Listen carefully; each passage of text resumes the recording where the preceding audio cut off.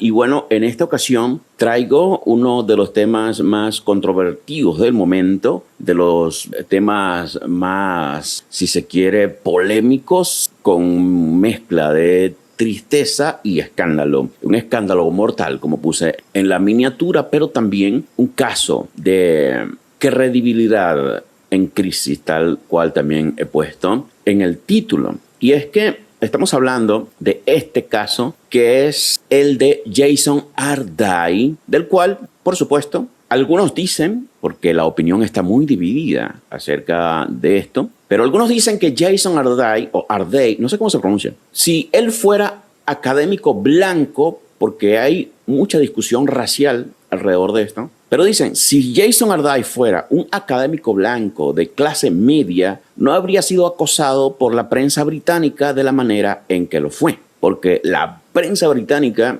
vamos, The Guardian, The Time UK, Apex Media y otros, investigaron mucho el caso y además siguen investigando, no solamente pues los medios de comunicación, también organismos relacionados con lo académico, pues la propia Universidad de Cambridge y otros organismos también enfocados en lo que es la investigación como tal. Y parte del discurso que se está presentando es este. Si Jason Arday fuera académico blanco de clase media, no habría sido acosado por la prensa británica de la manera en que lo fue. Por supuesto, aquí algunos de nosotros de una nos encontramos con una especie de narrativa que contradice lo que vemos habitualmente, porque la prensa británica es muy dada actualmente a defender a las personas negras por el simple hecho de ser negras, mientras que suele atacar a la gente blanca, especialmente a los hombres, por el simple hecho de ser hombres blancos. Hay esa tendencia, no es que sucede siempre, pero existe la tendencia, por lo que este resumen, como el que presenta, por ejemplo, Sara Sultana, nos resulta como ajeno a la realidad que solemos ver. Porque hemos sido testigos, sí, hemos sido testigos de que cada vez, o por lo menos una buena parte de las veces en que un hombre blanco británico denuncia quizás casos de abuso, violaciones, maltratos y hasta asesinatos cometidos por musulmanes, la prensa y la ley se va en contra del hombre blanco. Y bueno, en la calle también sucede. No surge de la nada el meme de la oficial de policía que agarra palo al hombre blanco en el momento en que el grupo de hombres morenos lo están atacando. Hay una pelea callejera, llega la mujer policía y en lugar de separarlos y pues enfocarse más en los maltratadores, se va en contra de la víctima porque la víctima es blanca. Entonces, desde su punto de vista, supongo yo que si ha estudiado la ley, entonces tiene el cerebro programado por la ley, siempre va a ser el hombre blanco el opresor, aunque esté debajo de la pata del elefante. No obstante, este tipo de twist obviamente tiene respuesta. Uno que usa su propia lógica o su propio estilo discursivo es este, que dice, si Jason Arday fuera un académico blanco de clase media, nunca habría llegado a la posición en la que estaba vendiendo las historias claramente falsas que estaba vendiendo, ni le habrían dado un enorme lavado de imagen en la BBC. Este argumento es un cebo racial deshonesto. Y recordemos, para los que no están al tanto del caso, estas imágenes aquí son un reportaje de la BBC que cuenta la historia de Arday, de cómo pasó de ser un niño autista a aprender a leer a los 18 años a convertirse en el profesor negro, énfasis en negro, más joven de la historia. Es decir, el primer profesor negro, énfasis en negro, porque es el énfasis que hacen los medios, es el énfasis que hacen los que cuentan su historia de empoderamiento en convertirse pues en profesor de Cambridge. Y bueno, fue todo como un modelo a seguir porque, wow, historia de superación.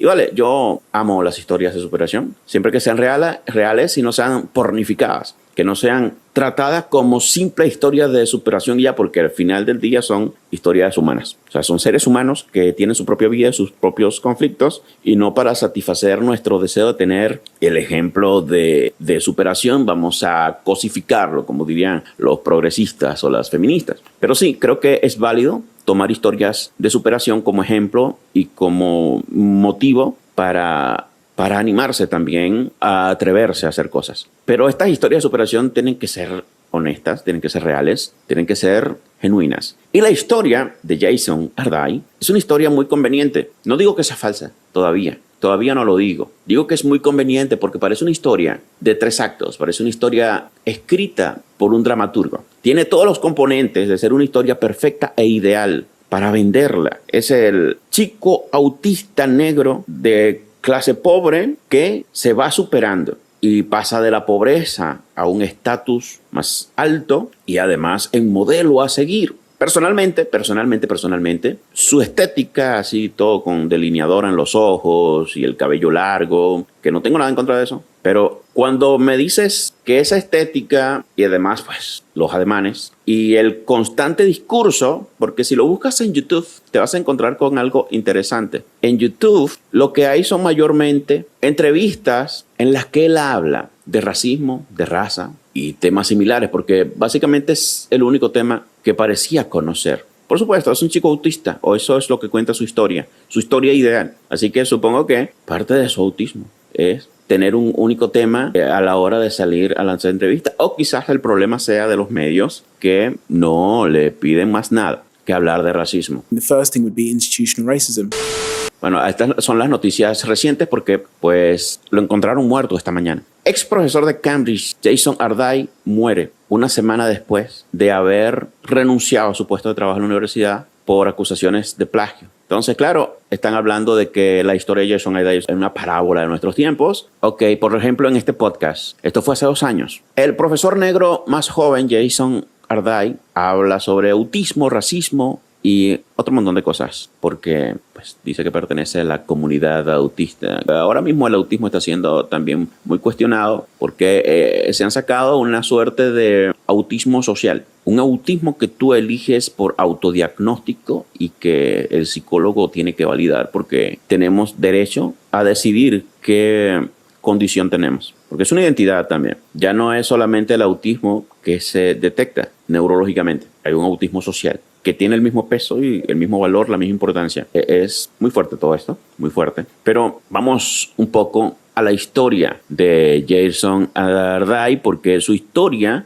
ha sido una de las cosas que más impactaron. Si no es por su historia, definitivamente no se hace famoso, no se hace popular, sino es por esa historia cinematográfica prácticamente, dramática, inspiradora, motivadora, esa historia sumamente humana y emocional, pues básicamente no llega a ningún lado.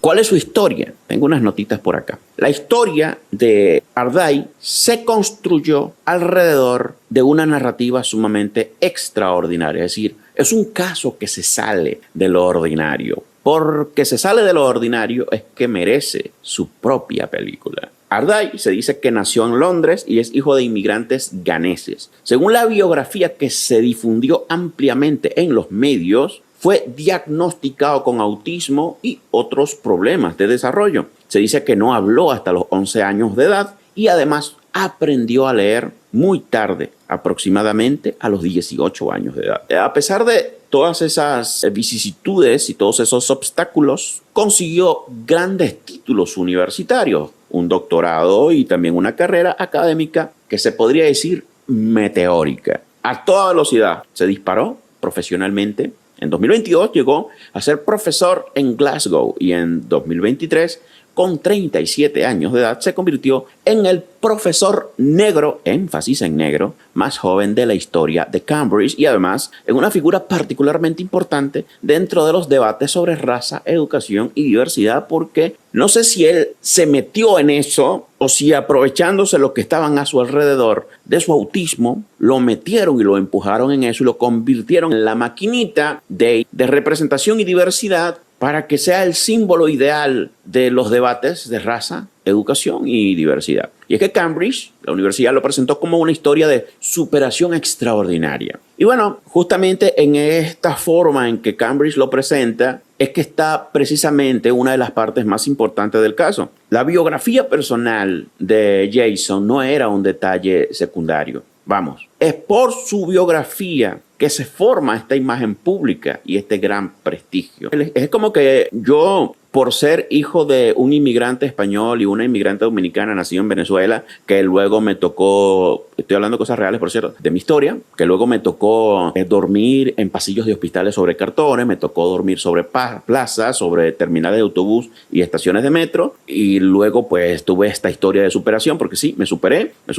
en muchos aspectos. Ahora soy padre de familia, tengo una hija, estudié cine y pues tengo una carrera ministerial dentro de la iglesia evangélica y pues una familia preciosa, muchos hermanos que ayudamos todos juntos a mi mamá a salir de la extrema pobreza en la que estábamos, etcétera, etcétera, etcétera. Entonces, justamente por esa historia me tengan en alta estima al punto de que pues se celebre mi puesto de trabajo, me utilicen como símbolo de superación latina o de superación de traumas hispanoamericanos o lo que sea. O sea, no sé, creo que es demasiado que lo que tienes se deba a tu historia, porque todo el mundo tiene una historia y muchas historias son más fuertes que otras. O sea, la historia por sí sola no debería ser lo que nos lleve a esta suerte de grandeza, a esta suerte de prestigio. And you said to me, like, you know, it would be the greatest story in the world. Esa es mi postura al respecto de eso, pero él debía prácticamente todo lo que fue o lo que tiene a esta historia, a esta biografía que aparenta estar muy bien armada, que seguramente tiene muchos componentes reales, o probablemente tiene muchos componentes reales, pero está demasiado bien armada. Fíjate como yo te cuento mi historia y no suena a una historia de película, suena como ¿qué historia tan rara, no tiene orden. ¿Cómo es eso? Mientras que la de él, que es el típico Forrest Gump o cualquier otro de estos personajes de Hollywood. Parece que sacaron la horma de las usuales historias hollywoodenses de autismo y de características especiales, lo que llaman neurodivergencia. Entonces, no es poca cosa este asunto de la biografía personal. No es poca cosa. Es el centro de su fama, es el centro de su prestigio, es el centro incluso quizás de su puesto de trabajo, porque nadie lo celebraría como el primer profesor negro tan joven en Cambridge, aparte de por ser negro y joven, sino también por esta historia.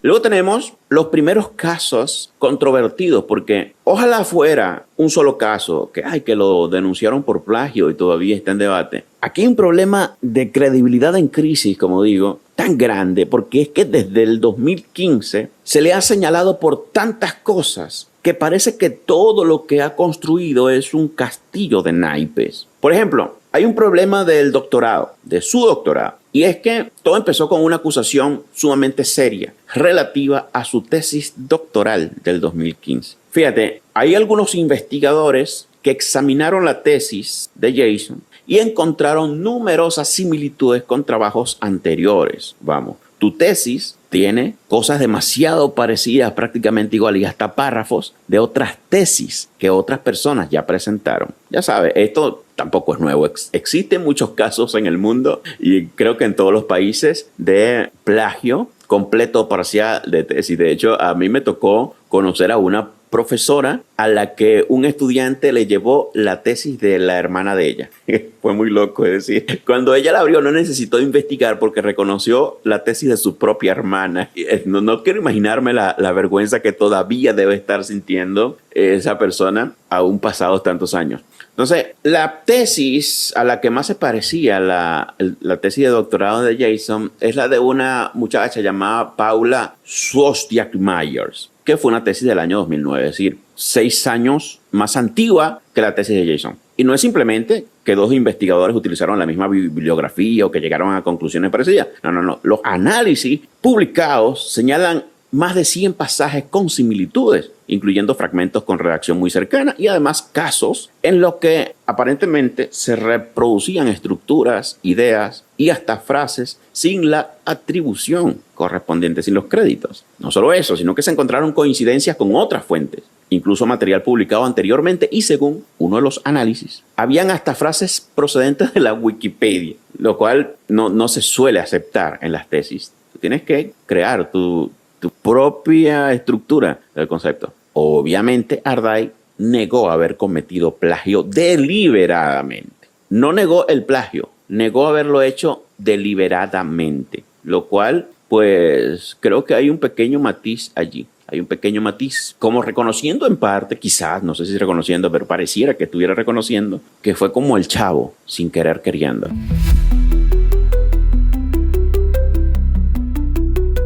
Luego tenemos un paso extra que hace que la historia se vuelva un poco más extraña. Es un caso de CSI Las Vegas prácticamente. Y es una acusación que podría decirse es más problemática. Vamos, en uno de los trabajos académicos, algunos investigadores encontraron testimonios presentados como entrevistas realizadas por Ardai. Cuando tú haces una tesis, tú haces una sección que es como un trabajo de campo en la que te toca meter entrevistas, ya sea ciudadanos comunes, especialistas, testigos, eso va dependiendo de la tesis. Bien, en la tesis de Ardai habían entrevistas que parecen compartir frases extremadamente similares con testimonios publicados anteriormente por otras personas. Y eso es verdaderamente misterioso. O te copiaste y te robaste las entrevistas de otras tesis, o te tocó a ti el sospechoso de copiar varias tesis justamente que también te aparezcan entrevistas casi idénticas a la de otras tesis. Es muy raro todo, es muy raro todo. So in terms of kind of thinking about, I suppose, and kind of really centering this around race and race. Todo esto, por supuesto, aún no se ha consolidado. Son cosas que están como en el aire. Son partes del caso, pero todavía no se ha cerrado. Vamos a poner en contexto de qué hablamos. Estamos hablando del caso de Jason Ardai, un profesor de Cambridge conocido como el profesor negro más joven en la historia de la Universidad de Cambridge, el cual amaneció muerto esta mañana. La policía dijo que su muerte fue inesperada, pero no sospechosa. Y bueno, la sospecha de muchos es que se suicidó a causa de toda la cobertura mediática que está recibiendo justamente por todos los casos relacionados con plagio y falsificación y tener una historia prácticamente perfecta. Y además lo están acusando de ser un ídolo de la DEI, es decir, de la diversidad, equidad e inclusión woke, porque él cumple con todas las características que suele elevar el wokeísmo,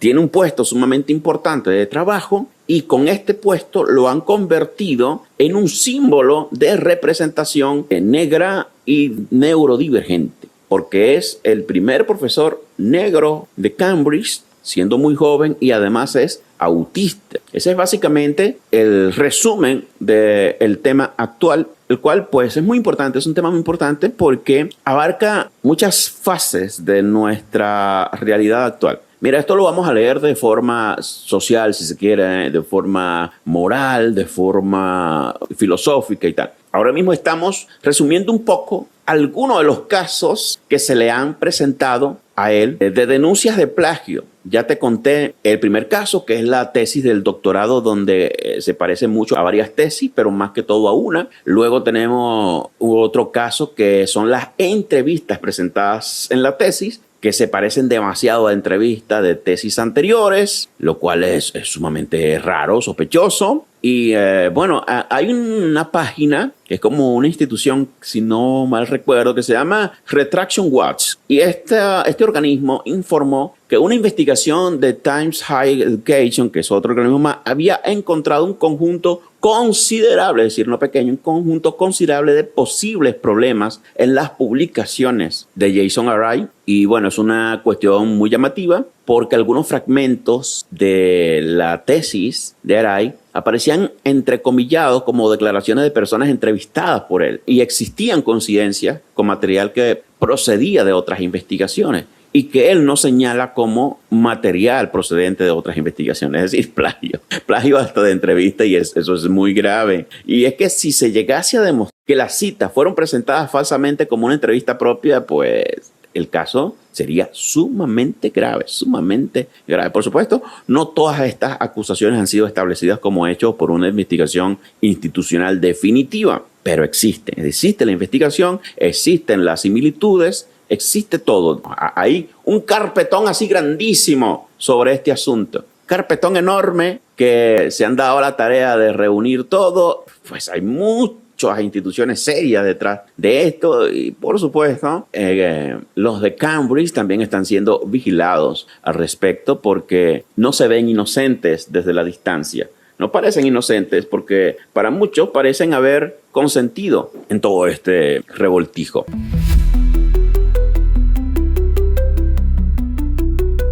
Por supuesto, más tarde empezaron a revisar la biografía de Jason Arday y es donde el asunto pues se convirtió en una auténtica demolición de su imagen pública, pues comenzaron a aparecer dudas sobre algunas de las historias extraordinarias que se habían contado sobre sus actividades benéficas y deportivas, porque es que el tipo era el caso perfecto, repito, era Forrest Gump, ¿sabes qué? Forrest Gump, corre y se mete en las actividades deportivas, pues este también, tiene todo, es el Forrest Gump negro. No como Dax en el videoclip, que ese Forrest Gump me encanta, el de Dax en el videoclip musical. Aquí es como algo tan conveniente, repito. Y por ejemplo, algo que se había difundido es que había participado en hazañas atléticas extremas y que había ayudado a recaudar millones de libras para obras benéficas, incluyendo una cifra alrededor de 5.5 millones de libras, más o menos, que ahora mismo no sé cuánto es traducido a nuestras monedas locales, la moneda ya del Reino Unido. Y bueno, cuando algunos periodistas empezaron a comprobar esas afirmaciones, aparecieron discrepancias sobre qué había hecho exactamente él, sobre cuánto dinero ha recaudado personalmente y además cuánto dinero correspondía a las campañas colectivas, porque el discurso estaba tan borroso que no se sabía si los 5 millones los recolectó para la beneficencia o los recolectó para él mismo. Ahí estaba un caso sospechoso porque se parece al fraude, o sea, fraude de beneficencia.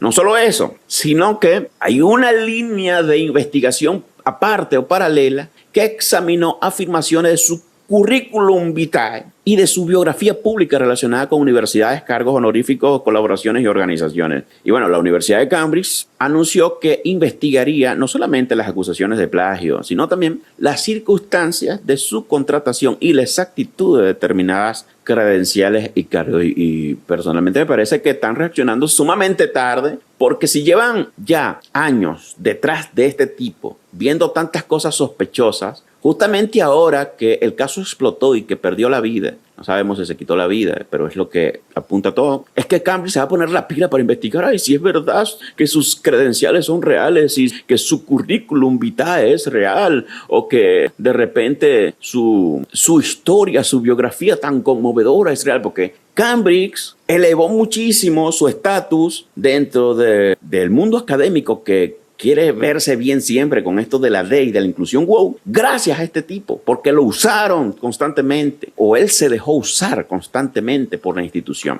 para hacer un muñequito de inclusión day. O sea, yo no estoy diciendo que su puesto de trabajo era una inclusión day, porque puede que se lo haya ganado de forma totalmente legítima y compitiendo con otros y resultando ser el mejor y el más óptimo. Puede que sí. Pero luego de haber sido contratado, fue usado como una figura de la DEI, como un actor DEI. Y esto, por supuesto, trae más problemas para su caso, más controversia, y por supuesto es un debate moral grandísimo, enorme porque la DEI, se sabe, es discriminación racial sexual. Y si a él lo discriminaron positivamente, pues también es un caso de racismo en su favor, pero en contra de los que fueron echados a causa de haberlo permitido a él por sus características raciales. Que es prohibido en la mayoría de los países hacer eso, igual lo hacen. Es decir, la ley es ilegal, pero las instituciones trabajan con eso. Y bueno, muchos se preguntan, ¿cómo fue que llegó alguien con semejante historial de afirmaciones a ocupar una cátedra en Cambridge sin que se verificaran exhaustivamente?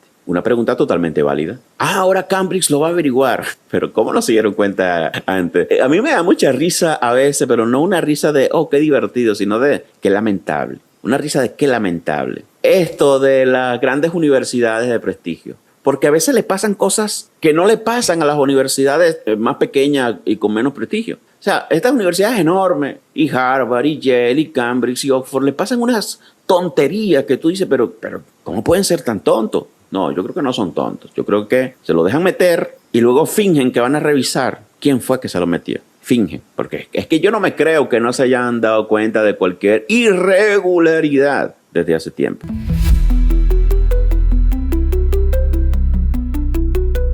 ¿Y qué más sucede? Pues que Cambridge, al inicio de las acusaciones más antiguas, defendió a Jason sin siquiera poner en duda. Porque yo entiendo, bueno, nosotros estamos con nuestro profesor hasta que se demuestre que él es culpable. No, ellos no hicieron eso. Ellos lo defendieron como si fuera inocente y como si no hubiera manera de que fuese culpable de algo. Y no es la manera correcta de defender a un acusado. Y esto, por supuesto, es probablemente lo que hace que el caso haya explotado tan políticamente, porque cuando comenzaron las primeras acusaciones, Cambridge no quiso investigar, sino que señaló que las acusaciones de plagio ya habían sido examinadas hace tiempo por la Liverpool Young University, lo cual es cierto. Hace tiempo la Liverpool Young Moors University había evaluado el caso de plagio y lo había como, no sé si desestimado, pero se había estancado allí. No se había comprobado, pero luego investigadores volvieron a rescatar el caso para completarlo porque habían cosas que todavía no cuadraban. Vamos, con tantas similitudes, obviamente era un caso que tenía que seguirse investigando, pero la respuesta de Cambridge fue, no, eso ya se investigó y se dijo que no,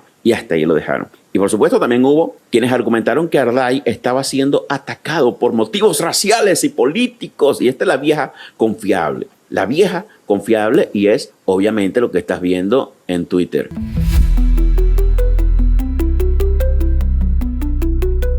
Esto de acá, de si Jason Ardai fuera un académico blanco de clase media, no habría sido acosado por la prensa británica, es el discurso general del movimiento woke, de todo el que se identifica con woke, porque es que no le importa ni siquiera investigar. Fíjate como yo ni lo condeno ni lo salvo, simplemente estoy planteando lo que se ha demostrado a pesar de que no haya llegado a algo conclusivo, pero todavía no digo si es del todo culpable o si es del todo inocente. Pero ellos no. Ellos de una vez salen con que, ay, mira, era negro. Si hubiera sido blanco, no hubiera pasado nada porque todos sus problemas fueron por racismo, aspergerfobia o lo que sea. Claro, este es el video que grabó la BBC en su reportaje presentándolo como el nuevo héroe moderno, donde se resume que fue diagnosticado con trastorno de espectro autista a la edad de 3 años y aprendió a leer y a escribir a los 18. Y bueno, ese día iba a comenzar a trabajar, según el 2023, como el profesor negro más joven de Cambridge. Y, por supuesto, los periodistas celebran haber ayudado a contar su historia por medio de la BBC News UK.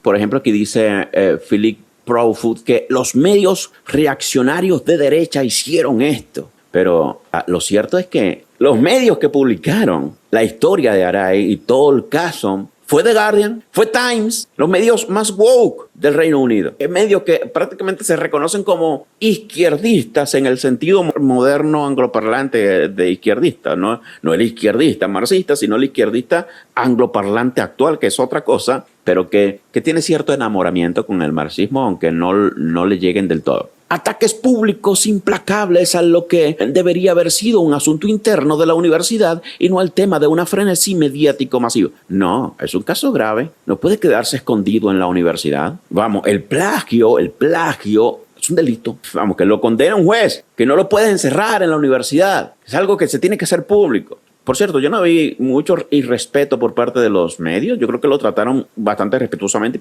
Y repito, fueron los medios woke, porque la mayoría de los medios, mientras más grandes, son más woke. El mismo Fox tiene como un ala porcentual, no sé si un 10 o 20% de woke. Y eso que era el medio estrella de la derecha y el conservador y tal. ¿Qué más dicen? La supremacía blanca mató a Jason Ardai y lo asesinó. Si él de repente tiene todo este caso de plagio y luego con todas las investigaciones no aguantó y se quitó la vida, lo cual también es comprensible que no aguante, por supuesto, yo entiendo eso. Y es lamentable, cuando alguien se quita la vida es muy lamentable. Yo creo que es una de las cosas más tristes que hay en la vida. O sea, hay cosas tristes en la vida y una de esas es que tú seas tu propio asesino. Es brutal. Es sumamente, ¿cómo le diríamos? Desgarrador, trágico, no sé, no encuentro una palabra. O sea, la cosa más descorazonadora, si se quiere. Para mí es algo muy fuerte, un tema muy fuerte. Bueno, hay cosas fuertes, matar a tu propio hijo, me parece brutal. Matarte a ti mismo, también, matar a tu madre, horrible. O sea, son casos que yo digo, pues vamos completamente en contra de la naturaleza. En estos casos uno entiende, o sea, uno no justifica ni apoya, sino que uno entiende la línea dramática, la línea sucesoria de los hechos. Uno entiende por qué una persona no aguanta la presión de ser el rostro de un caso mediático tan grande.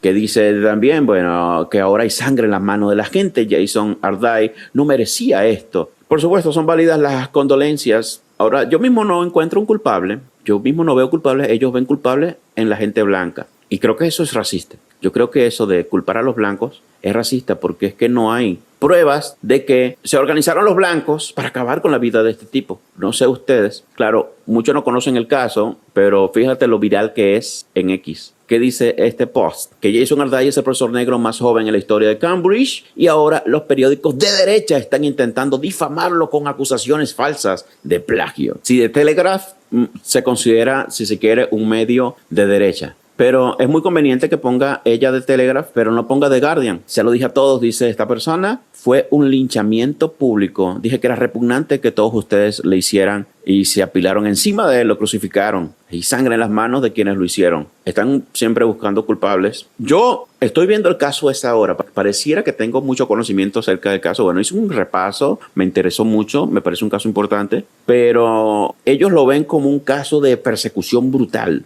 Ahora bien, recientemente acá en Latam hubo un caso de unas niñas que acusaron a un profesor de abusos, violación y todo eso. El profesor se quitó la vida igual que Ardiles. Y el wokeismo hispanoamericano no salió a lamentarse por la crucifixión mediática que le hicieron. No sé si esa noticia fue al mundo angloparlante, pero aquí el wokeismo prácticamente celebró la muerte, el suicidio de ese maestro acorralado por falsas acusaciones, o lo que por ahora son falsas acusaciones, y que además muchas alumnas salieron a apoyarlo luego de que él pues ya no tiene manera de volver.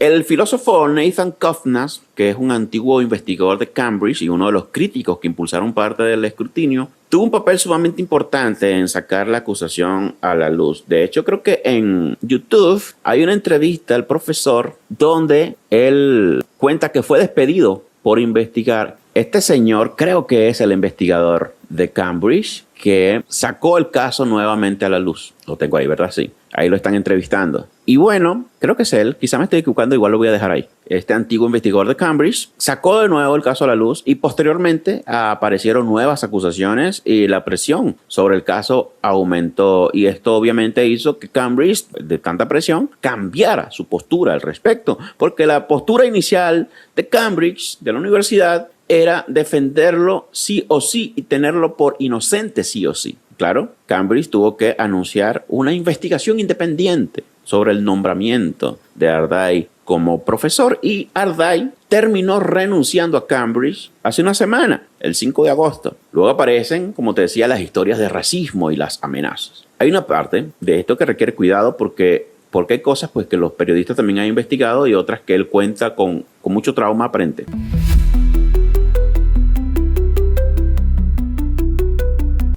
Jason Ardiles había contado varias historias sobre haber sufrido amenazas, intimidaciones y ataques racistas, y algunas de esas acusaciones eran extremadamente graves. Una de las historias más llamativas era que había recibido una cabeza de cerdo mutilada como amenaza. Y esto se repite mucho en X. Habla mucho de ese momento que él cuenta, de que la amenaza simbólica fue esto, una cabeza de cerdo sangrando allí mutilada, lo cual, bueno, si es real, es horrible. Es horrible y creo que no debería hacerse, obviamente. Creo que es un crimen. Creo que la persona que lo hizo, si es verdad que sucedió, debería buscarla y apresarla. Porque no son las formas. Es decir, tenemos un caso de plagio y no vas a atacar un caso de plagio enviando amenazas con cabezas de cerdo. No se sigue. Pero, varios periodistas investigaron estas historias y encontraron dificultades para corroborar algunas de ellas. Y en determinados casos, las versiones publicadas no coincidían completamente con lo que podían confirmar las autoridades. Porque se supone que Jason denunciaba estas amenazas a las autoridades con pruebas y no todas las amenazas, estas amenazas grandilocuentes, no todas podían ser corroboradas por los investigadores periodísticos. Por supuesto, no significa que automáticamente todas las historias fueran inventadas. Es decir, el hecho de que los medios no puedan comprobar una historia no significa que las historias fueran inventadas. Son cosas aparte, pero sí da indicios de lo que podría estar pasando. O sea, te guía un poco de qué tan reales podrían ser Las historias, bueno, aparentemente no parecen historias tan reales. Y bueno, el verdadero problema, como te decía, y lo que convierte este caso en una crisis brutal, una crisis muy brutal de credibilidad, es que no ha sido una sola acusación, sino un montón de acusaciones.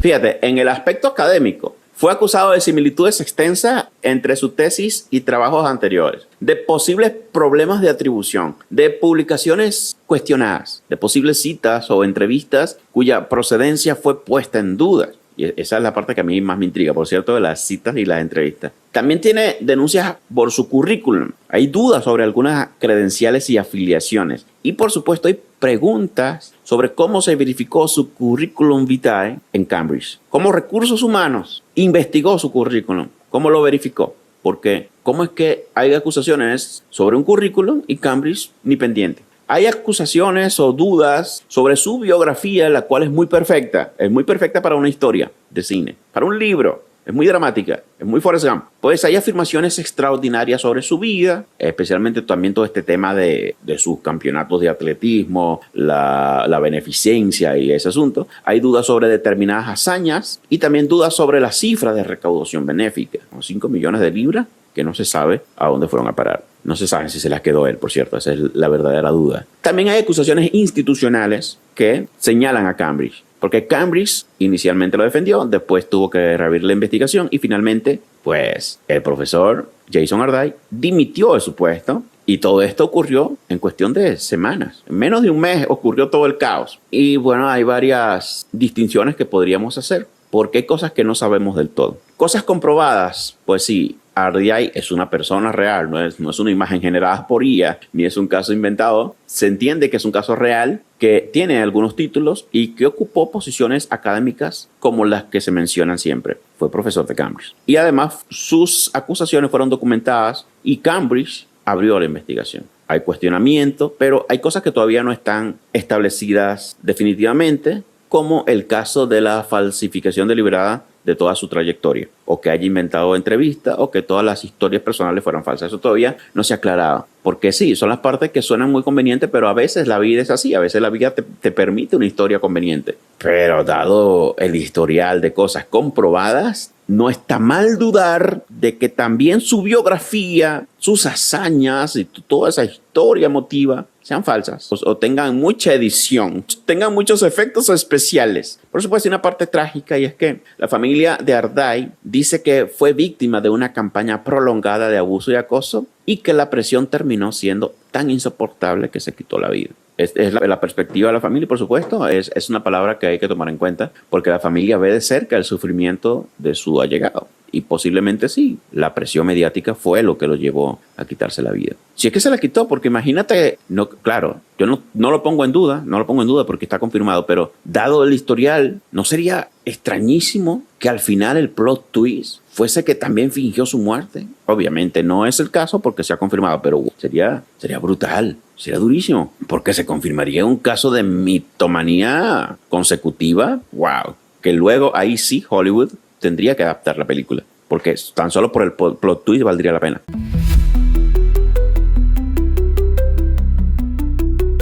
Ahora, la tragedia para mí empieza desde que se convierte a Jason en una vida narrativa, o sea, en una narrativa ideológica, en símbolo de una narrativa ideológica. Porque básicamente es esto. Es un niño con enormes dificultades de desarrollo, que tiene dificultades para hablar, que aprende a leer y escribir tardíamente, ya a la mayoría de edad, que supera muchas adversidades, que llega a Cambridge, se convierte en el profesor negro más joven de la historia de la institución y básicamente es la historia ideal, la historia perfecta para inspirar y demostrar competencia, demostrar que el sistema está avanzando, que el sistema se está perfeccionando como un sistema woke. Para Cambridge y para todos los eventos, para lo que lo llevaran, Jason Ardive era superación, sumado a neurodiversidad, sumado a raza, sumado a inclusión, sumado a movilidad social y sumado a Cambridge. Te repito, estaban pornificando sus características, su interseccionalidad, si se quiere, para convertirlo en un símbolo de él. Y por supuesto, confundieron justicia con representatividad. Porque fíjate, no es lo mismo decir que vamos a asegurarnos de que a nadie lo discriminen y vamos a seleccionar a los mejores candidatos mediante criterios transparentes que decir, ay, necesitamos un negro neurodivergente para que represente a los negros y a los neurodivergentes, mejor si es gay. Porque así nuestra institución brillará por la eternidad. Y ahora lo llevaremos a todos los debates de raza, de neurodiversidad y de género y toda la cosa. Lo que hicieron no fue lo primero, porque muy probablemente no hubiera quedado con el puesto. Si hubiera sido una competencia transparente, muy probablemente no hubiera tenido el mérito. Quizás alguien más aplicado lo hubiera ganado. También quizás negro, quizás también neurodivergente, no se sabe. Pero es probablemente que no lo hubiera ganado porque es que no parece ser la persona más lista del planeta, la más capaz, el mayor académico del mundo. No parece serlo, y más con todo un historial de plagio o de acusaciones de plagio.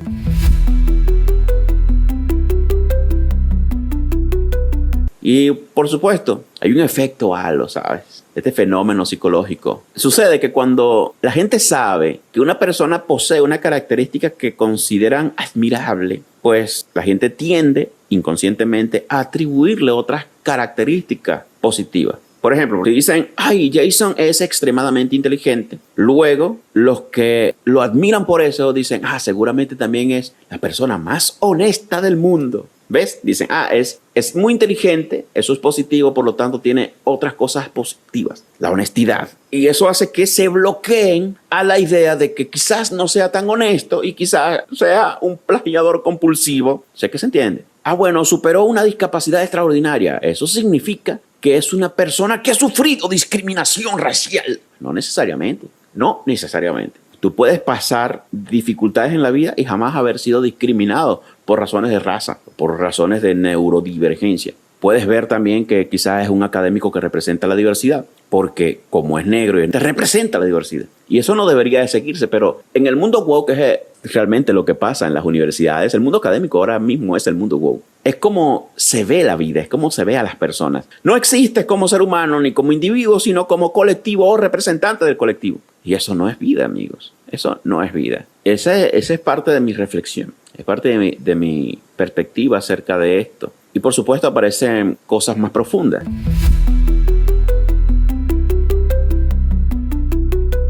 Hay algo que podemos llamar la moralización del conocimiento. Me gusta armar ese tipo de frases. ¿Se acuerdan? Como cuando hablamos de el fundamentalismo pop.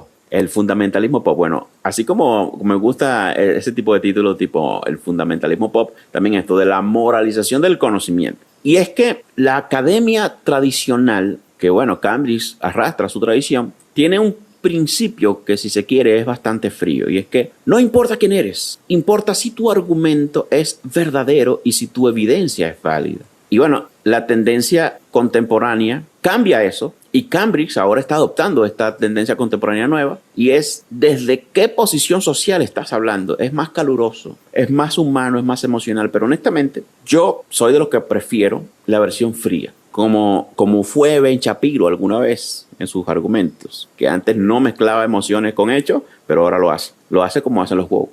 Porque para el woke no importa tu argumento, no importa la verdad, no importa la evidencia. Importa la posición de opresión. Porque ellos ya decidieron, la ideología ya decidió que ser negro es estar oprimido. Entonces, si hablas desde la opresión, siempre tendrás la razón, siempre tendrás la verdad, siempre serás honesto, siempre serás el bueno de la historia. Y por eso ahora están victimizando al tipo y están buscando culpables blancos. Eso es lo woke, eso es la de... Cuando a ti te dicen anti-woke y creen que te están insultando, realmente te están diciendo que eres una persona que usa todo su cerebro, y no solamente 2 neuronas, para darse cuenta de que la verdad, los argumentos y las evidencias son una cosa y la supuesta posición de opresión es otra cosa que quizás no tiene nada que ver y que quizás esa opresión ni siquiera existe. Entonces, el que te dice anti-woke, lo que te está diciendo es, bueno, una persona que, pues, es como coherente, es una persona con los pies en la tierra. Porque el woke es fantasioso. El woke te dice, ay, ¿qué característica tenía Jason Arday? ¿Era negro o era blanco? ¿Era cis o era hetero, era gay o era queer, era neurodivergente o era, ¿cómo le dicen? Típico, neurotípico. Según en eso es que se basa la verdad. Ah, mira que era neurodivergente, negro y gay. Eso significa, además era pobre, eso significa que todo lo que dice es verdad y que además siempre será el bueno de la historia y que jamás se va a atrever a decir una mentira, porque de un hombre negro, gay, homosexual, neurodivergente, jamás podría salir una falsedad. Pues anti-woke con orgullo, si te opones a eso, anti-woke con orgullo.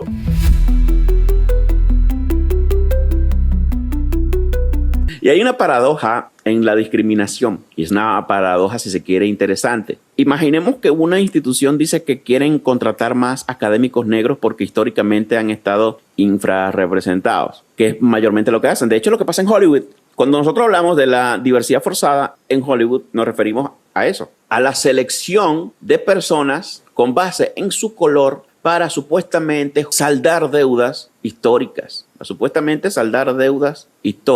Porque tienen esta idea de que, bueno, en el pasado no hubo muchos negros en el cine, por lo tanto debe haberlos ahora. Así que vamos a forzar todo lo que podamos, la cantidad, para que haya. Y es discriminatorio. Sigue siendo discriminatorio porque además es ofensivo e insultante. Porque si eres una persona negra y te dice bienvenido, has sido contratado por ser negro y eres alguien que además tiene autoestima, vas a pensar que, bueno, y mis estudios, mi preparación, mis habilidades, ¿acaso no cuentan? No cuentan. Tu color de piel lo abarca todo. Ya con eso es suficiente, amigo. Con eso es más que suficiente. Entonces, si luego un académico negro es acusado de mala praxis, la institución se va a encontrar con dos posibilidades. Hay un principio universalista que vendría siendo como, bueno, investigaremos exactamente igual que investigaríamos a cualquier otra persona, a cualquier otro profesor. O el principio identitario, que es el que al parecer aplicaron al principio. Tenemos que tener cuidado porque investigar agresivamente a esta persona podría contribuir a una narrativa racista, a una narrativa discriminatoria,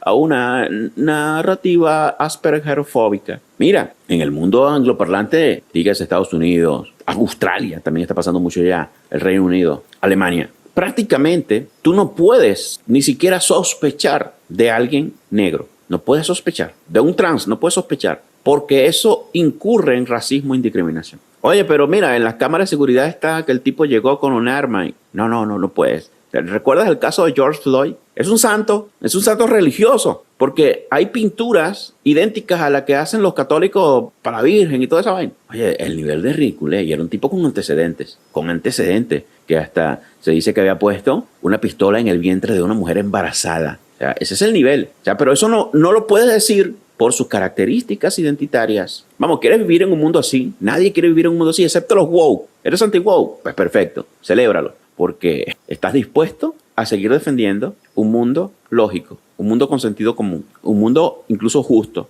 porque donde todos pueden ser acusados por igual, defendidos por igual y justificados por igual, es un mundo más justo. Claro, siempre va a haber corrupción, pero que me vendas esta corrupción como la solución, pues realmente no me convence. No me convence. Para nada, no me convence. Algunas personas los convencen y bueno, ahí están todo el tiempo. Ay, no podemos tratar exactamente como trataríamos a los demás porque pertenece a una categoría racial políticamente sensible. ¿Se acuerdan de eso? Fue como en el 2016, cuando los universitarios gringos estaban pidiendo espacios seguros. Los espacios seguros. Entonces tenías que crearle como un pequeño tubo, un ascensor, una cajita, un cuartico donde ellos podían meterse allí y gritar y ponerse a llorar y pues respirar en una bolsa de cartón, una bolsa de papel, porque les da ansiedad. Hay espacio seguro para las personas que se sienten oprimidas por el hombre blanco hetero.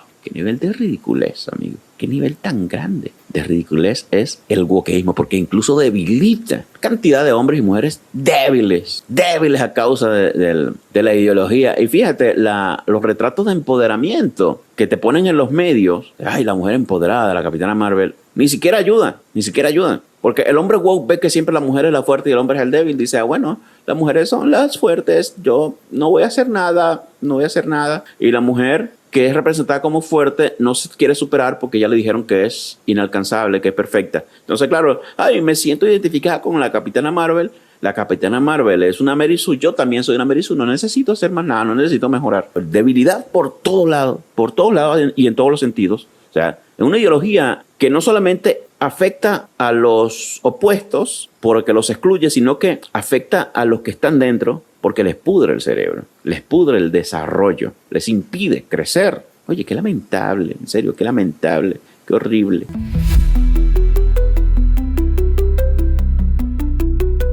Claro, Cambridge se estaba protegiendo de que creyeran, Cambridge está a punto de aceptar esta historia de plagio como cierta, es racista. Mira, ese es el miedo siempre en el mundo anglosajón actual. El miedo de ser acusado de racista es algo que se traslada. ¿Y por qué hablas del mundo anglosajón? Porque prácticamente no hay nada que se quede allá. Casi todo lo que sucede en el mundo anglosajón va cayendo en cascada a nuestro mundo. ¿O me vas a decir que en nuestros países actualmente no hay wokeísmo, no hay ideología interseccional, no hay esta idea de que los negros están siendo oprimidos por los blancos?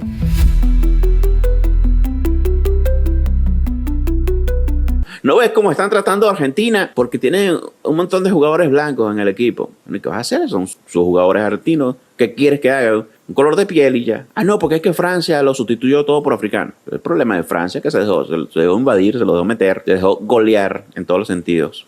Y bueno, se está replicando en la TAM. El feminismo no nació en la TAM. La ideología feminista abortista no nació en la TAM. Todo esto viene del mundo angloparlante, amigo. Todas esas leyes tipo Roe v. Wade, eso viene de allá de Estados Unidos. Los hispanos, y empieza por los gobiernos, y viene la ONU y se reúne con los gobiernos y con el Ministerio de Educación y se la mete completa toda la ideología. Es importante saber qué está pasando en el mundo angloparlante porque mayormente es de allá arriba que nos cae toda la porquería en nosotros. Sí, podemos agradecer por las franelas y los jeans y el McDonald's. Está bien, no hay problema. La televisión, el wifi, la tecnología. Chévere. Pero no porque querramos aprender las cosas buenas, también vamos a tragarnos toda la basura. Porque no vamos a hacer una correlación al estilo woke que ellos dicen, bueno, como en el primer mundo es legal el aborto, entonces hay que legalizar el aborto aquí para ser primer mundo. Porque es que no se sigue así. No se sigue así. ¿Cómo diablos tú piensas que los países primer mundistas se volvieron así por el aborto? No, eso lo aplicaron después porque estaban ociosos. Porque el primer mundismo los volvió ociosos. Y dicen, bueno, ya que no están siendo nada productivos porque sienten que produjeron todo. Ahora vamos a las ociosidades. Subimos y luego nos volvemos torpes. No tenemos demasiado tiempo libre. Bueno, jalaron el ganso, pero ya también les cansó y a derribar la propia civilización que construyeron. Es lamentablemente la historia. Es como el ciclo que dicen que hombres fuertes crean momentos, ¿cómo es? Momentos seguros.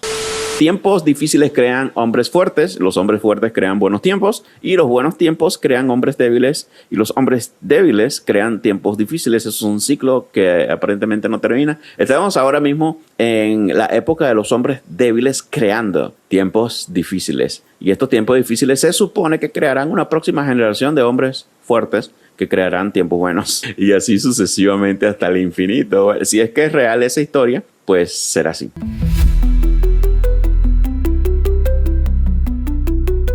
Tienes una historia tan perfecta que hace que te desarmes y que no verifiques en vez de sospechar de la perfección de esa historia. ¿Te das cuenta que cómo actualmente parece que actuamos al revés? Parece que hacemos las cosas al revés. Lo sospechoso lo abrazamos y lo que no debería ser sospechoso lo atacamos con sospechas. Brother, qué tiempos tan raros estamos viviendo, en serio. Rarísimo.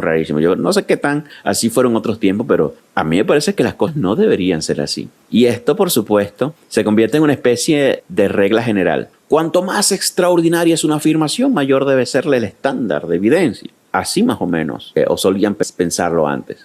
Tú dices que eres una persona que subió el Everest solo, sin ropa. Es una afirmación extraordinaria porque no es algo ordinario, no es algo de todos los días. Así que bueno, has de aportar evidencia. Entonces, tú me dices que eres el chico pobre, neurodivergente, que no sabía leer. De repente aprendiste a leer a los 18, te graduaste a los 23, te convertiste en la para de todos. El papá de los helados, el más duro del sistema. Está como raro. Sí, es sorprendente. Si es verdad, lo vamos a celebrar, pero mientras tanto es extraordinario. Así que vamos a investigarlo. No porque sospechemos o desconfiemos de las personas pobres, de las personas negras, de las personas discapacitadas o de los neurodivergentes, sino todo lo contrario. Porque confiamos es que no queremos que se nos cuele una historia extraordinaria falsa. Y justamente al verificarla, la historia, si es verdadera, va a tener más peso. Pero no es lo que ocurrió, no es lo que ocurrió. Mira, el tipo llegó, contó su historia y ya, todo el mundo la abrazó. Todo el mundo la aceptó. Es como lo de Greta Thunberg. ¿Te acuerdas de Greta Thunberg? La gente ya casi se olvidó de esa loca. Se notaba que es hijo de actores. Se notaba tan teatral lo que hacía. Es como Rorro. Brother, a mí Rorro nunca me convenció de ser una chica tímida, metida en la cocina,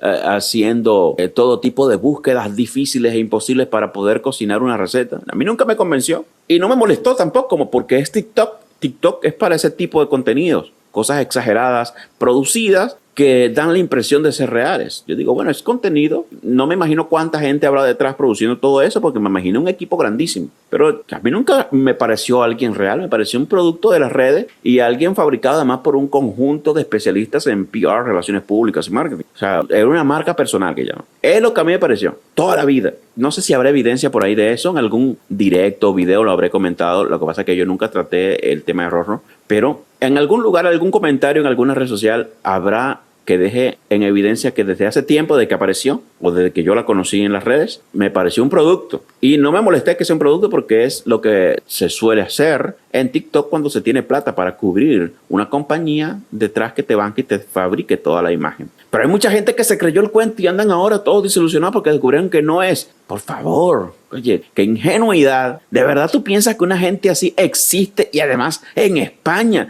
Mira, cree que existe una mormona haciendo eso. La religión mormona tiene características que dan para eso, pero no vengas a pensar que una carajita en España vive así y hace todo eso. No te comas el cuento tan fácilmente. O sea, justamente por lo extraordinario lo abrazaron cuando debieron sospechar. Yo lo sospeché de un principio, pero no me molestó porque, o sea, yo pensé que era obvio que era un personaje. No sé, personaje de TikTok. Es decir, son personas reales explotando alguna característica prácticamente caricaturesca extrema para poder ser constantemente vigente. Y está bien, es parte de la frase. Yo no lo considero deshonesto. Ahora, ¿qué es lo deshonesto? Que es que te vendas como que sí ese eres tú. Que cuando vayas a entrevistas no digas que es un personaje. En el canal, saca tu personaje, pero en entrevistas di, no, ese es un personaje, la verdad es que no soy tan así, todo eso es casi imposible de hacerlo para mí, tengo muchas otras cosas que hacer, estudio, trabajo y tal, lo que sea. Pero el error de ella fue venderlo fuera del canal como que si verdaderamente siempre fue todo real, cuando es obvio que no, es muy obvio que no.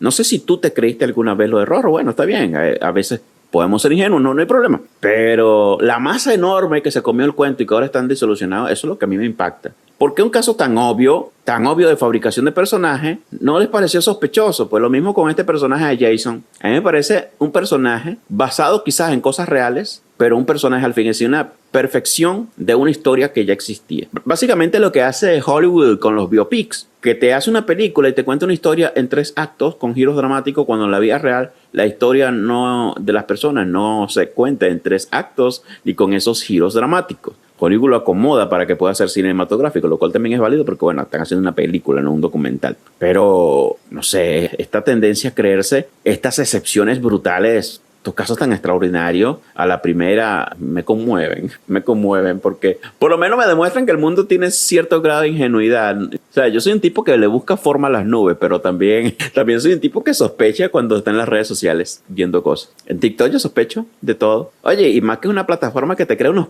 filtros tan perfectos. No confíes ni siquiera en la belleza de la gente.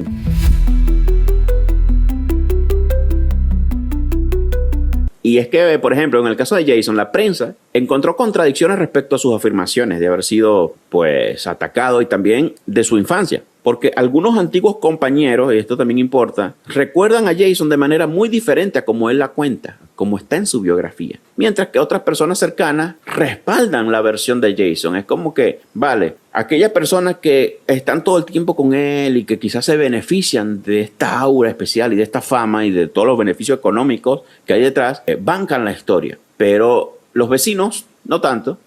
Yo no recuerdo nada de eso, dice la gente, y creo que eso importa, porque qué casualidad que el testimonio de aquellos que se benefician está de acuerdo a la biografía, pero de los que simplemente no les afecta es un testimonio diferente. Y por lo menos hay que preguntarse qué versión tiene más peso en la realidad, cuál realmente sucedió más, o si es una fusión de ambas versiones. Por supuesto, hay un péndulo contrario, si se quiere, porque el hecho de que algunas afirmaciones sean cuestionables no significa que todas sean falsas. Por ejemplo, en este video yo puedo decirte, qué sé yo, puedo decirte que Tobey Maguire es el mejor Spider-Man. Eso puede ser falso, pero no significa que entonces todo lo que dije sobre Jason también sea falso, ¿de acuerdo? Entonces, no se puede derribar todo lo que diga una persona por una sola afirmación. Eso es cierto. Eso hay que tenerlo en cuenta y se tiene que aplicar a todo el mundo. Mira, hay gente que me acribilló cuando yo dije que la Odisea merecía, al principio lo dije, 8 puntos de 10 en el apartado técnico, ¿de acuerdo? Fotografía, efectos especiales y todo eso. No narrativamente, que narrativamente siempre le encontré muchos problemas. Y vale, a mí me dejaron de seguir, me bloquearon, me insultaron, me mentaron la madre, me mandaron a morirme y un montón de cosas y la gente súper ofendida. Y nunca supe si fue porque esperaban que le diera más puntos a la Odisea o esperaban que le diera menos. Claro, yo al día siguiente saqué otro video dándole 7 y luego otros 5 porque mientras más pensaba en la película, más puntos les restaba. Y luego cuando vi la tercera crítica que le hizo Emily Wilson, me abrió los ojos más y pude ver que la película en la dirección falla estrepitosamente y aunque sigue siendo muy buena fotografía y buenos efectos especiales, ya falla demasiado hasta en la dirección. Todos los 8 puntos que leí al principio se derrumbaron y ya quedan quizás la mitad o mucho menos, ya ni me importa hablar en punto, pero el hecho de que te acribillen al principio por dar una valoración numérica que incluso fue errónea en el propio video, porque cuando tú escuchas el video, digo más cosas negativas que positivas. Entonces,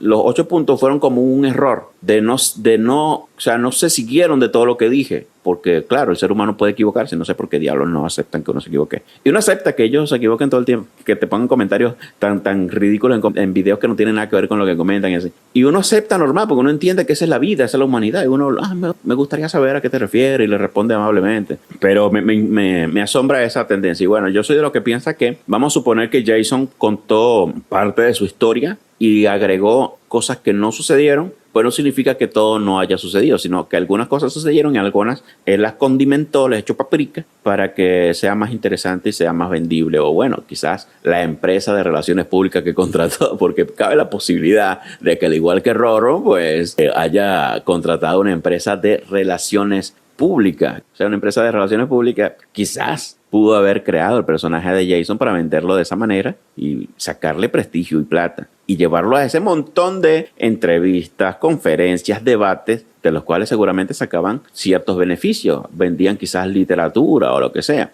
y bueno, más por la participación misma. Y bueno, este caso, por último, con esto cierro, demuestra también cómo funciona la polarización.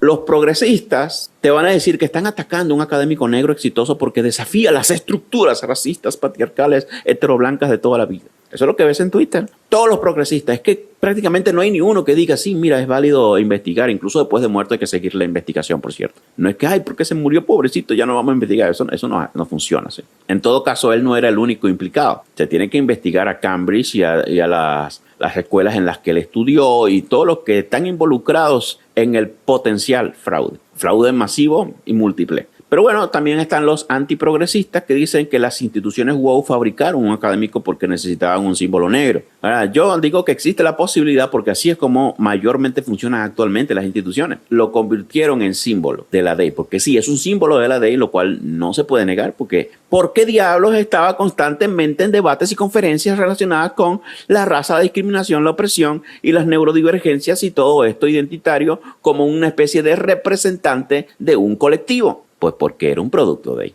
Ahora, ¿lo contrataron por Day? Ahí es que yo no sé. Que era un producto de ahí luego de haber sido contratado. Yo creo que eso es así. Falta corroborar si Cambridge lo contrató por Day. Eso es lo que falta corroborar. En lo que se corrobore, podré decir sí, el tipo era Day de pies a cabeza, de principio a fin. En cruz, en raya, en la O, en la X, en todos los aspectos, de la luna hasta Saturno, tapo, remacho y no juego más. Cuando se compruebe eso, no habrá forma de discutir si era Day solamente después del contrato o directamente desde el contrato con Cambridge. Y es que cada lado interpreta los mismos acontecimientos mediante su propia teoría previa. Lo primero que a mí se me ocurre interpretarlo es desde mi visión anti-Day, obviamente. Pero también luego aterrizo un poco y matizo. Bueno, sí, hay componentes Day, pero no puedo asegurar lo que no está comprobado del todo. No puedo asegurarlo del todo. Repito, Day es recursos humanos de diversidad, equidad e inclusión que te contratan no por tus capacidades, por tus habilidades, por tu currículum, sino por tu raza, por su sexo y orientación. Y bueno, por tu condición neurodivergente y todo eso. Entonces, por un lado, las acusaciones son racismo y por el otro lado, pues son evidencia de la corrupción, del wokeísmo. Entonces siempre va a haber este debate de yo me pongo de este lado, yo me pongo de este, lo cual, bueno, yo creo que es lo esperable también. Si de repente Cambridge investiga, van a decir que lo están sacrificando por presión de la extrema derecha. Y justamente porque antes no sucedió. Y la derecha va a decir que Cambridge antes lo protegió por Day. Por supuesto, es lamentable, es triste, pero cuando te metes con los woke y te acercas a los woke, así es como termina. Entonces, no hay que sentir lástima por Cambridge, no hay que sentir lástima. Ahora, cuando venga la crucifixión contra Cambridge, por este caso, pues es lo que tendría que pasar, ya sea por una cosa o por otra. Si los woke tienen razón y resulta que Cambridge está sacrificando a Jason por presión de la derecha, pues es lo que tenía que pasar, porque Cambridge lo elevó como una figura de ahí, aunque no haya sido contratado por Day. Y si de repente Cambridge lo estaba protegiendo antes por Day y ahora lo hace porque ya no tiene de otra, y la investigación va a demostrar que antes lo estaba protegiendo y ahora no, pues también por haberlo protegido por Day. Entonces, siempre ha tenido la de perder Cambridge por haberse metido en ese lío. Es un caso en el que ambos van a tener razón según el resultado, sin importar el resultado.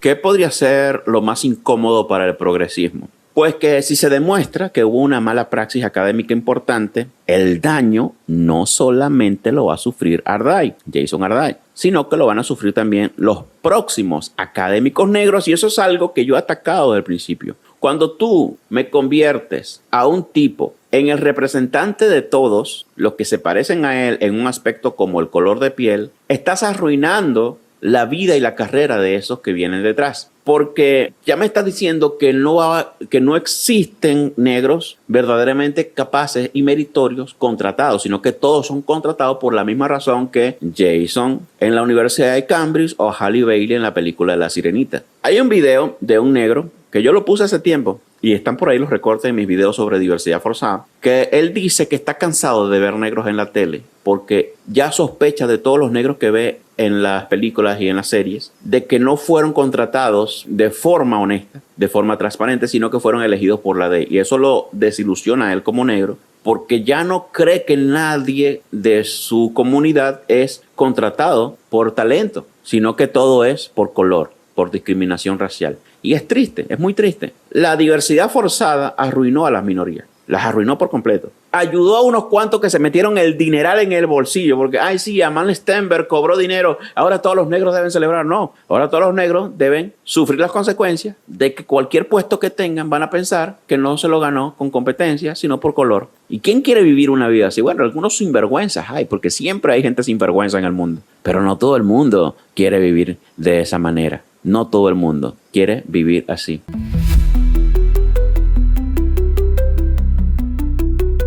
Y por supuesto, para la derecha puede que también haya una lección, porque yo creo que no deberíamos actuar como celebrando que se haya caído otro wow, porque eso podría reducir el problema institucional a una simple victoria tribal. Entonces, de hecho, aquí ni siquiera se podría decir que ganó el conservadurismo, que ganó la derecha. Simplemente explotó una burbuja wow que no beneficia a nadie, que simplemente delata cuán podrido está el sistema, pero que no se traduce en victoria, porque eso no significa que las instituciones se van a arrepentir de lo que hicieron, simplemente van a tratar de actuar con mayor cautela. Tú te das cuenta que la DEI en Universal, en Disney, en Pixar, en DreamWorks, le cambiaron el nombre. Esto es para pasar desapercibido, para que cuando busques DEI no aparezca, porque como ahora tiene otro nombre, entonces ahora pueden seguir haciendo DEI, pueden seguir haciendo esta discriminación sin que los anti-DEI nos demos cuenta. Pero igual, cuando vemos en la pantalla, sabemos que el casting de La Odisea no fue una cosa, oh, mira, sí, el mayor talento, el que más se parece a Helene, el que más se parece a Menelao, el otro. No, que se nota demasiado que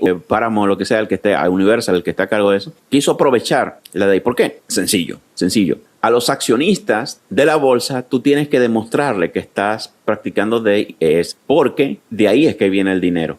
Entonces, cuando tú le dices, mira, estamos cumpliendo, tenemos el caso de la Odisea, viste, una taquilla de 1.000 millones y Christopher Nolan estuvo a cargo y tal. Eso le da confianza a los inversores de seguir metiendo billete en la empresa. Así funciona actualmente la bolsa, porque acuérdense que BlackRock es posiblemente la mayor entidad financiera y BlackRock es la que promueve DEI y ESG. Entonces, imagínate que no quieras el dinero que maneja BlackRock. Por dinero tienen que hacerlo. No el dinero nuestro, porque no es el dinero que tú pagas hasta la taquilla, el que ellos buscan con la diversión, no. Es el dinero de los inversionistas, porque es con inversión que ellos hacen películas, no es con taquilla. La taquilla va para otra cosa. Mayormente la industria no funciona con, ay, mira, con este dinero vamos a hacer películas, si no buscaran más inversores. Hace tiempo que se autoinvirtieran, que fuera autosostenible, pero no, la industria no es autosostenible. Siempre están buscando inversiones por fuera. Y la bolsa, BlackRock, las entidades financieras, el gobierno, la reducción de impuestos, el turismo, todo eso es donde sacan la plata. No es de las películas. Ellos quieren venderte para tener dinero en su bolsillo, pero el dinero de las producciones no viene de ahí. Y además el dinero de las producciones es importante, no solamente por la producción, sino porque ellos firman cheques estilo político. Esto yo lo vi. Te voy a contar cómo yo lo vi, porque yo, como estudié cine, también he estado en las producciones de cine. Entonces, he estado en producciones de cine y te digo que lo que hacen es esto. Te dicen, escribe este guión por 2 millones.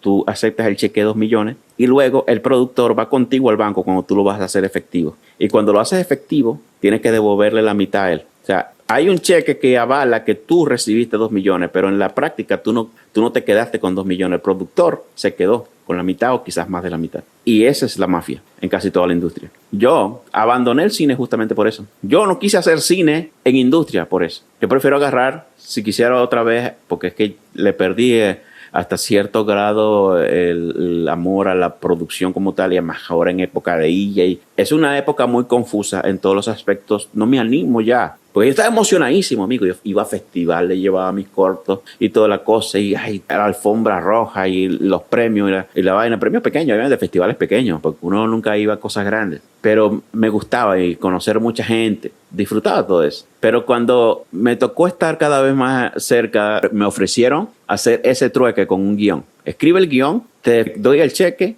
pero el trabajo es así. Tú cobras y me devuelves en efectivo el dinero. Te quedas con una miseria. Yo dije, wow, si así es como funciona esto, pues... lo hacen todos, me dicen, lo hacen todos. Por favor. Es decepcionante porque cuando tú estudias, tú amas el arte. Pero luego te das cuenta que la maquinaria que controla el arte está repodrida, amigo.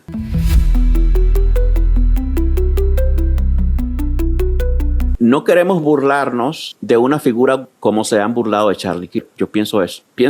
Yo puedo decir que se puede seguir investigando el caso de Jason, pero no me atrevo a decir que hay que celebrar todo lo que se ha pasado, todo lo que le ha pasado como si fuera una victoria conservadora. Aunque los woke sí celebran la muerte. Podemos decir que un woke mató a Charlie Kirk. Un progresista mató a Charlie Kirk. Sí celebran la muerte de Charlie Kirk como un triunfo woke progresista. Pero la idea del conservador es no ser igual que ellos. Pienso yo que esa es la idea. No comportarse como ellos, no actuar como ellos, porque si no, no va a haber un nosotros y ellos. Porque si la batalla cultural se basa mucho en el nosotros y ellos, cuanto más nos parezcamos a ellos, menos vamos a ser nosotros. Y bueno, hay algo casi nietzscheano en todo este asunto. Creo que Nietzsche hubiera encontrado fascinante este fenómeno.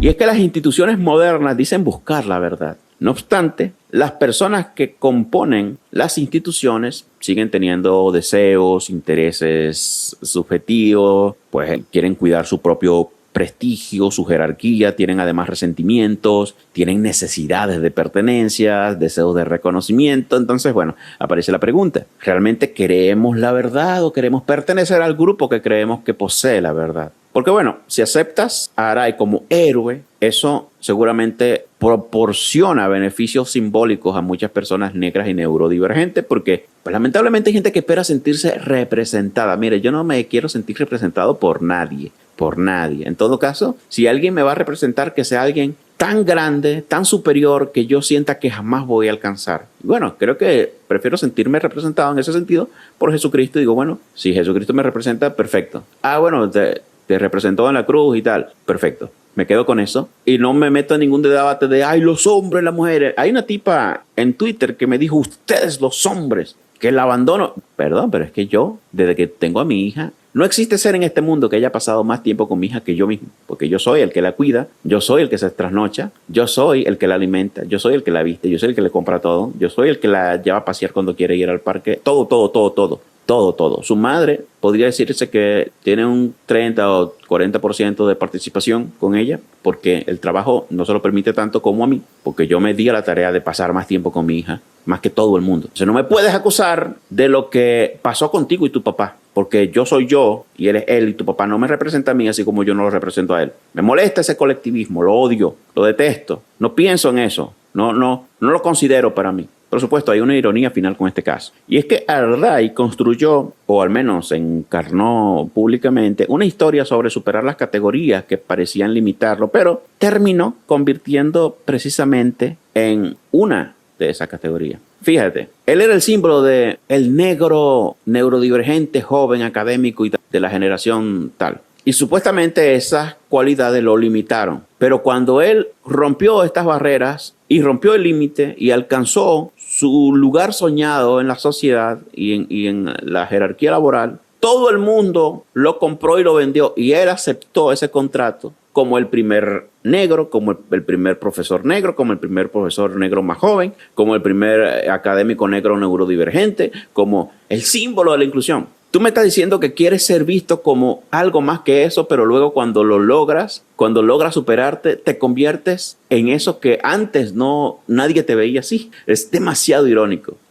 Nadie me ve como el negro neurodivergente, porque a nadie le importa. Una vez llego a Cambridge, soy visto como eso, pero antes yo pensaba que eso me limitaba a llegar a Cambridge, aunque nadie me lo decía, pero ahora resulta que lo único que soy es el negro, joven, profesor, maestro, académico, neurodivergente, gay. No sé si era gay, pero siempre lo pongo porque casi siempre cuando quieren completar las casillas, tienen que ser gays, porque es prácticamente el símbolo de la diversidad. Dejar que te jurunguen los órganos internos por detrás y te saquen el pantano es diversidad. Qué horror, qué extraño es el mundo moderno. No sé si así era Sodoma y Gomorra, con esos simbolismos raros. En resumen, el escándalo de Ardai no demuestra simplemente que un individuo pudiera haber cometido graves errores. Podríamos decir que demuestra lo peligroso que es para una institución convertir a una persona en una historia antes de haber comprobado suficientemente los hechos de esa historia.